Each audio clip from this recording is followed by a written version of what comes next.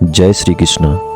मान्यता है कि भगवान विष्णु के अवतार श्री कृष्ण का जन्म इसी अवधि में हुआ था। इस साल कृष्ण जन्माष्टमी 18 और 19 अगस्त को मनाई जा रही है। कृष्ण का जन्म मध्य रात्रि में हुआ था, इसीलिए ये पर्व 2 दिन तक मनाया जाता है। दोस्तों, क्या आप जानते हैं जब श्री कृष्ण का जन्म हुआ था तो योग माया से जेल के सभी संतरियों को गहरी नींद आ गई थी और बंदी गृह का दरवाजा स्वतः ही खुलने लग गया था और उसी वक्त भारी भरकम बारिश भी होने लगी। वासुदेव ने नन्हे कृष्ण को टोकरी में रखा और भीषण बारिश में यमुना नदी में प्रवेश कर गए। तभी एक ऐसा चमत्कार हुआ कि यमुना के जल ने कन्हैया के चरणों को छूते ही जल 2 हिस्सों में बट गया और इस पार से उस पार का रास्ता बन गया। उसी रास्ते से नदी पार करके गोकुल पहुंचने पर वासुदेव ने कान्हा को अपने मित्र नंद गोप के घर ले गए, जहां पर नंद की पत्नी यशोदा ने भी एक कन्या को जन्म दिया था। यहाँ वासुदेव कृष्ण को यशोदा के पास सुलाकर उस कन्या को अपने साथ वापस ले गए। ये बात सिर्फ वासुदेव और नंद को ही पता थी। हालांकि कहा जाता है कि इस घटना के बाद नंद और वासुदेव दोनों ही यह सब कुछ भूल गए थे, जो कि एक योग माया का प्रभाव था। इसके बाद वासुदेव ने नंद बाबा के घर जन्मी कन्या को चुपचाप मथुरा जेल लाकर देवकी के पास रख दिया